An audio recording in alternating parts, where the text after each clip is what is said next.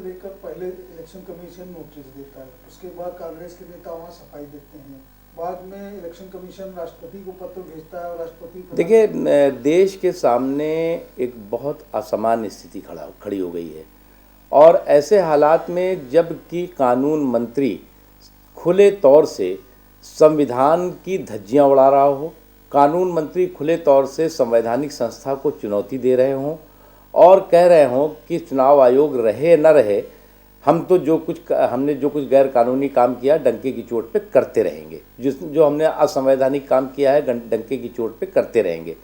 ये केवल शुद्ध मात्र आदर्श चुनाव आचार संहिता के उल्लंघन का मामला ही नहीं बनता, ये representation of the peoples representation act का उल्लंघन है।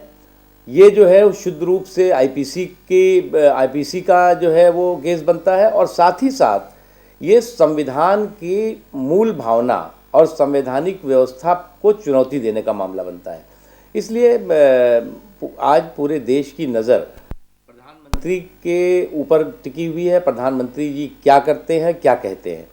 अगर सरकार हर बार की तरह इस बार भी चुप रही और प्रधानमंत्री जी ने कुछ न किया और न करा, तो निश्चित तौर से ये माना जाएगा कि जो संवैधानिक संस्था से और संवैधानिक व्यवस्था से टकराव का रास्ता अपनाया गया है वो किसी एक मंत्री के द्वारा नहीं अपनाया गया है, बल्कि पूरी की पूरी सरकार का सामूहिक फैसला और सामूहिक निर्णय है।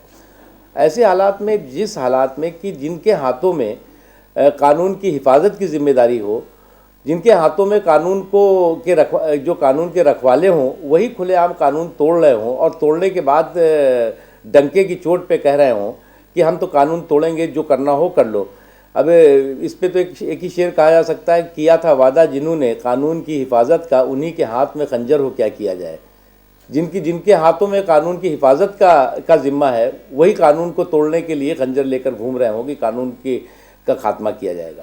उत्तर प्रदेश चुनाव में ऐसा पहली बार देखा जा रहा है कि कांग्रेस की तरफ से, चाहे सोनिया गांधी हो, राहुल गांधी हो, प्रियंका गांधी हो, पहले यही तीन प्रचार करते थे, लेकिन अब की बार रावल बढेरा भी मैदान में है, प्रियंका गांधी के बच्चे भी मैदान में पहुंच रहे हैं। आखिर कांग्रेस इतनी हड़बड़ी में क्यों दिख रही है? अब उत्तर प्रदेश की जनता एक ही बात पूछ रही है कि तुम्हारे घर का हम कितना अब सम्मान करें, तुम्हें करें, तेरे बच्चों को भी सलाम करें। तो अब उत्तर प्रदेश के लोग तो यही पूछ रहे हैं, और कांग्रेस को लगता है कि जो उत्तर प्रदेश का चुनाव है, उत्तर प्रदेश के चुनाव में जिस तरह से जनता उसे एक के बाद एक नकार रही है, एक के बाद एक रिजेक्ट कर रही है, और 2 चरणों के चुनाव के बाद कांग्रेस को इस बात का एहसास हो चुका है।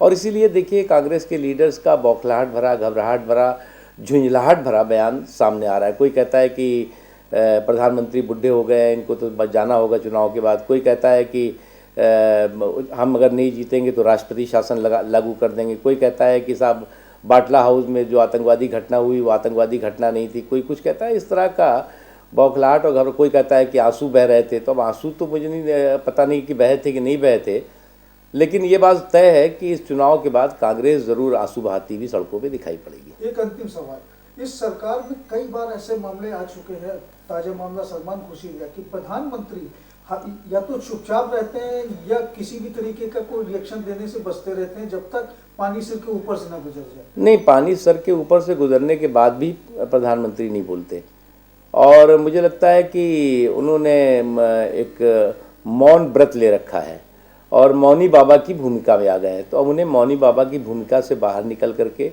एक प्रधानमंत्री की भूमिका, ऐसे हालात में जब देश में असामान्य स्थिति पैदा हो गई हो, संविधान पे संकट पैदा हो गया हो, उन्हीं के मंत्रियों द्वारा लोकतंत्र और संविधान को चुनौतियां दी जा रही हो, तो कम से कम मेरी तो उनसे हाथ जोड़ के यही अपील है कि वो मौनी बाबा की भूमिका से निकल करके कम से कम प्रधानमंत्री की भूमिका में अब तो आएँ, और अब तो संविधान की रक्षा और लोकतंत्र की रक्षा के लिए कुछ करें।